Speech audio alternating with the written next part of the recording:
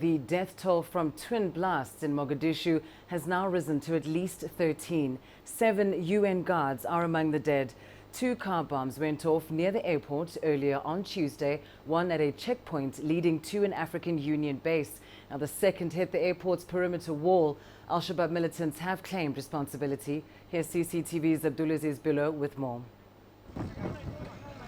Private guards maintain security at the scene of the attack. The damage is quite clear, both on the perimeter and the main road leading to the Mogadishu International Airport. Already construction has started to prevent further attacks. Both the AMISOM and UN bases sustained some damage. And here, what's left of one of the cars involved in the attacks. The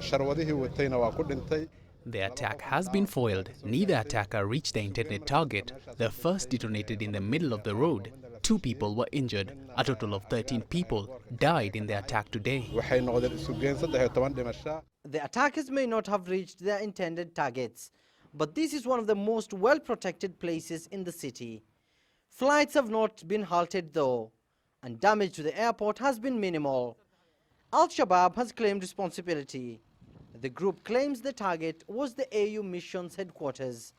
AMISOM and Somali authorities have condemned the attack. It's attacks like this that shows Al-Shabaab's blatant disregard for civilian lives. We will continue to fight them until we win this battle. The militants will be on the run soon. The army and intelligence forces will crush and foil all the enemy's plans. Somalia is meant to go to elections in August and September. The forces guarding this country need to intensify their efforts to ensure that the vote takes place peacefully. Abdulaziz Bilo, CCTV, Mogadishu, Somalia. The United States has meanwhile released a statement on the double blasts. It's condemned in the strongest terms the assault at the Mogadishu International Airport, referring to it as a terror attack. The U.S. has sent its condolences to UN personnel as well as the AMISOM mission, Somali citizens and friends and family of those who died. It's also reaffirmed its commitment to fighting, quote, despicable acts of terrorism that seek to destabilize Somalia.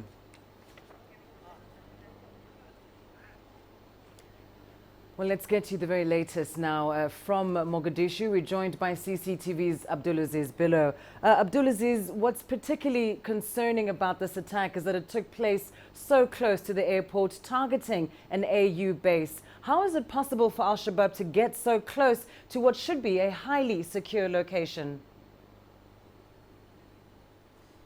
Well, Lindy, that's the $1 million question. Many here across the country and in the capital are asking how can vehicles belonging to Al-Shabaab laden with explosive devices breach all the security checkpoints manned by the Somali intelligence and the police and be able to detonate along the main road that connects the Mogadishu International Airport, the UN headquarters, and also the African Union main base camp there in Mogadishu. Now, experts are saying that the issue of lack of communication between the various organs of the security forces in the country, in this case AMISOM and the Somali intelligence and the military, that's why it caused that's why the militant group could be able to penetrate and sneak and attack the African Union or the United Nations or launch an explosive outside the Mogadishu International Airport. So that's the $1 million question many here in the capital are asking. Now, Lindy, the exact location where the explosion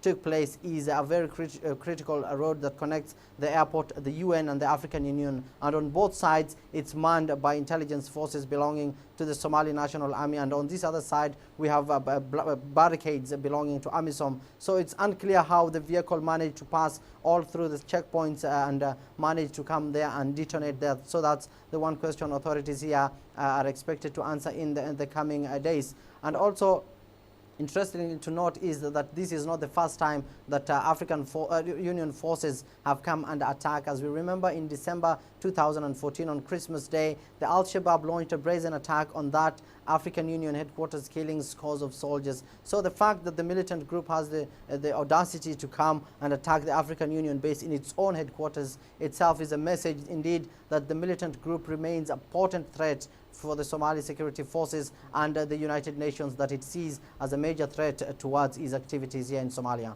Well, as you suggest, Abdulaziz, AMISOM itself, or African Union forces, are a direct target of Al-Shabaab, and it's clear that AMISOM and security forces within Somalia are going to have to revisit their security and communication strategies.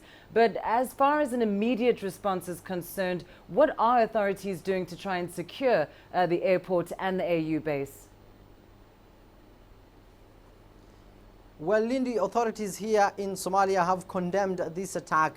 The regional administration here, as well as from the presidency and the prime minister, they've issued a comment condemning this deadly attack, saying that it will not pull back Somalia to the dark ages and that Somalia will recover and move on. Also, the African Union mission in Somalia shortly released a press statement condemning that attack. Now, the issue of security, Lindy, plays out quite clearly here in Somalia. If the militant group can come and attack the African Union base headquarters in Mogadishu, then definitely that raises serious concerns about the strength of the African Union as well as the Somali government here in Somalia. Now, when it comes to the airport, the civil aviation authorities have confirmed to us that airport activity was not halted even for 1 minute despite the attack. Planes, both local and international, made their landings, their daily landings rather, to the Mogadishu International Airport. So the increased security at the airport came from February after the Dalo airline bombings